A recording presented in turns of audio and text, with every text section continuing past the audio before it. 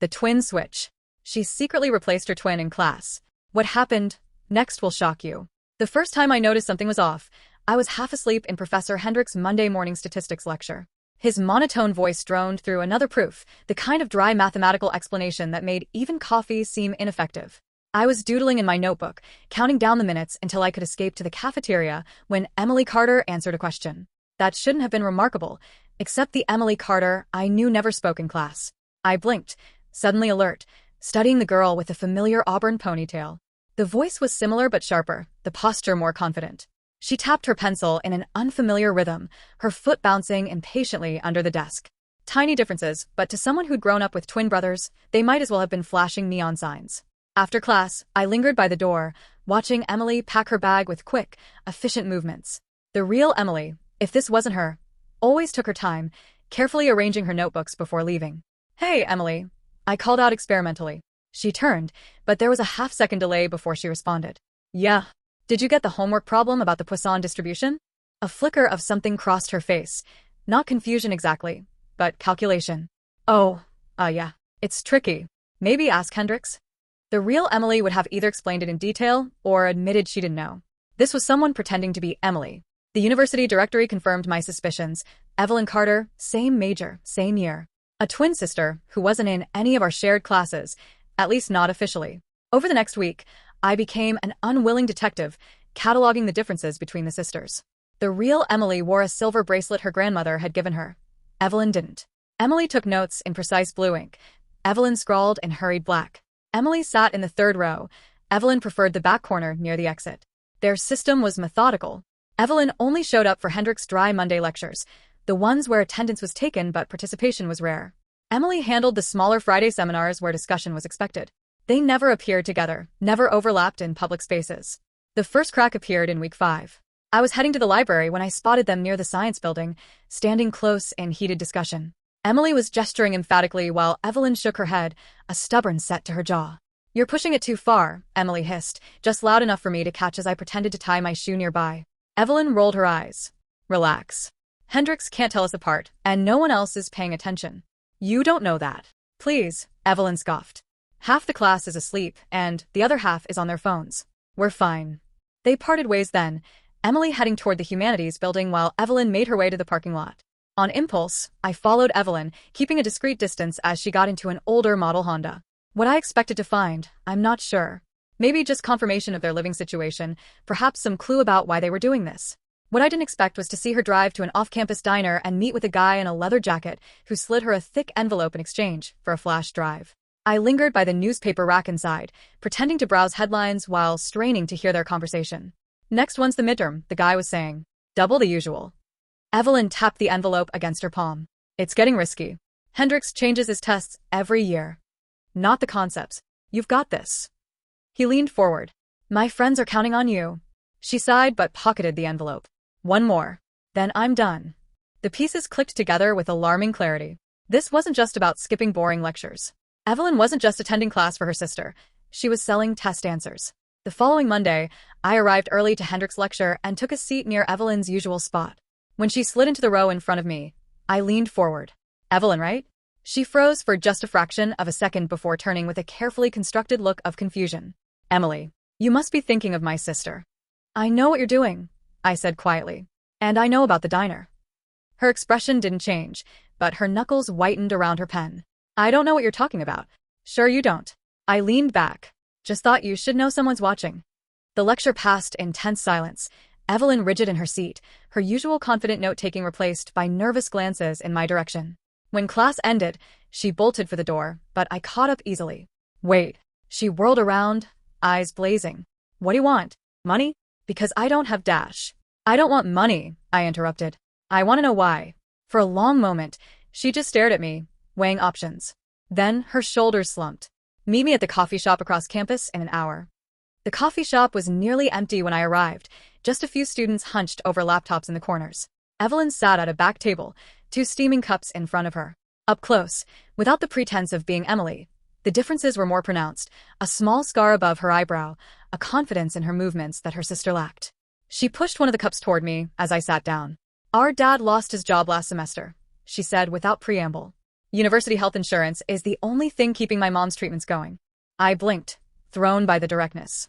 I'm sorry to hear that. Evelyn shrugged, but her fingers tightened around her cup. Tuition was due. The diner gig wasn't cutting it. Then some guy overheard me explaining stats to a friend and made an offer. She met my eyes. It started small, just homework help. Then it was notes. Then test answers. I finished. She nodded. I never took a test for anyone, just provided materials. And Emily? Doesn't know the details, Evelyn admitted. She thinks I'm just covering lectures so she can work extra shifts. She took a shaky breath. Are you going to turn me in? I studied her. The defiant set of her jaw, the fear in her eyes. Growing up with twins had taught me how deep that bond ran.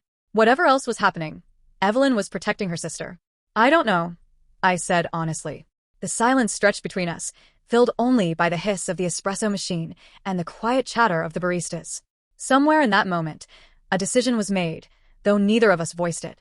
Evelyn stood abruptly, chair scraping against the floor. Midterms are next week, she said quietly. After that, I'm done.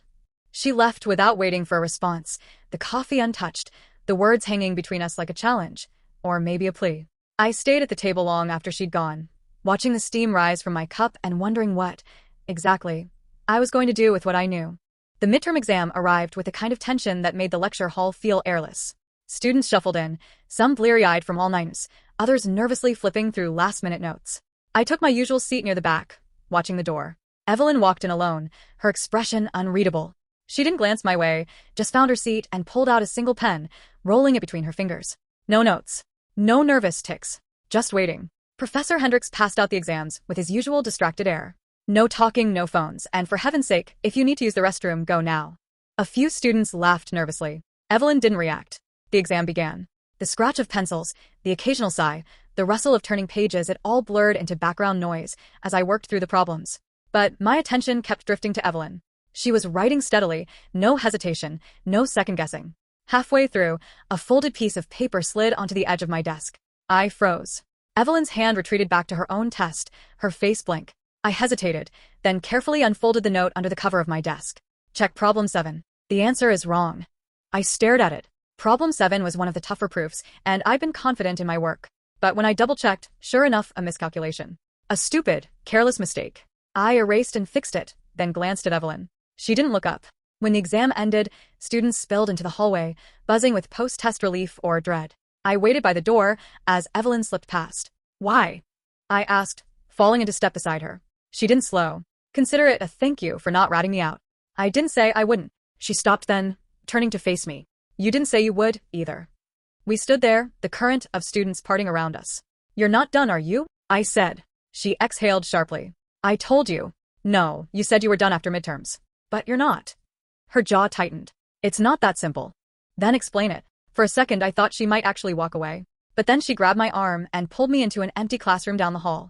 It's not just about money, she said, voice low. That guy at the diner? He's not some random student. He's connected. Connected how? Fraternity. Old money. The kind of people who don't take no for an answer. She ran a hand through her hair. I tried to back out last week. Next day, Emily got a gift in her campus mailbox, a necklace she'd mentioned wanting, with a note saying, looking forward to finals. A chill ran down my spine. They threatened her? They didn't have to. The message was clear. She leaned against a desk, suddenly looking exhausted. I can't risk them going after her. So yeah, I'm doing one more. Then I'm transferring. And Emily? Doesn't know. Can't know. She met my eyes. She'd try to fix it, and she'd just get hurt. I studied her, the tension in her shoulders, the way her fingers tapped an uneven rhythm against the desk. This wasn't just guilt. It was fear. What if there was another way? I said slowly. Her brow furrowed. Like what? I hesitated, then laid out the half-formed plan that had been taking shape in my mind since the coffee shop. Evelyn listened, her expression shifting from skepticism to disbelief to something almost like hope. That's insane, she said when I finished. Yeah, I agreed. But is it crazier than what you're already doing? She didn't answer right away. Then, very quietly, we'd need help. I nodded. I know someone. 2 weeks later, finals week. The plan was simple in theory. Trap the buyers red-handed and make sure they couldn't retaliate.